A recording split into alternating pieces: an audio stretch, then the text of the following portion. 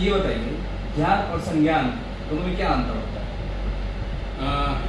रोहित जी, आपका सवाल बहुत बढ़िया है और बहुत ही काम का सवाल है, क्योंकि लोगों में यह खास तौर से अंतर का ज्ञान नहीं पाया जाता है। ज्ञान सूचनाओं का संग्रहण है और संज्ञान सूचनाओं का क्रियान्वयन है।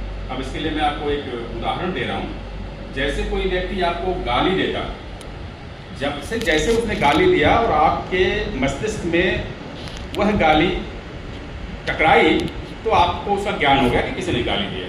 किंतु तुरंत ही अगर आपने उसके एवज में दोबारा आपने गाली दे दिया या किसी प्रकार की प्रतिक्रिया अपना लिया, मान लीजिए आपने उसके विरुद्ध कोई शिकायत कर दी, तब उसी ज्ञान यानी जो गाली दिया गया था उसका आपने संज्ञान लिया। दूसरा उदाहरण, आयकर विभाग का उदाहरण मैं लूँ तो आप देखेंगे किसी बैंक ने अगर आयकर विभाग को एक सूचना भेजी कि एक खाते में 50 लाख रुपए का ट्रांजैक्शन हुआ है, यह सूचना तब तक सिर्फ और सिर्फ ज्ञान होगा जब तक आयकर विभाग उस पर कोई कार्रवाई आरंभ न कर दे।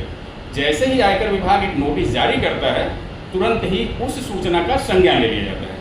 तीसरा एक आपको उदाहरण दें, पुलिस के मामले में आप अक्सर सुनते होंगे संज्ञेय अपराध यानी कॉग्निजेबल ऑफेंस और असंज्ञेय अपराध यानी कि नॉन कॉग्निजेबल ऑफेंस।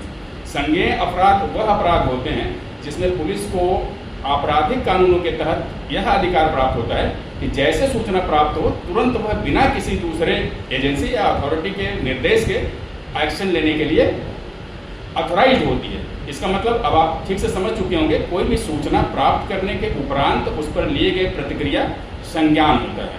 यही मुख्य तौर पर ज्ञान और संज्ञान में अंतर है।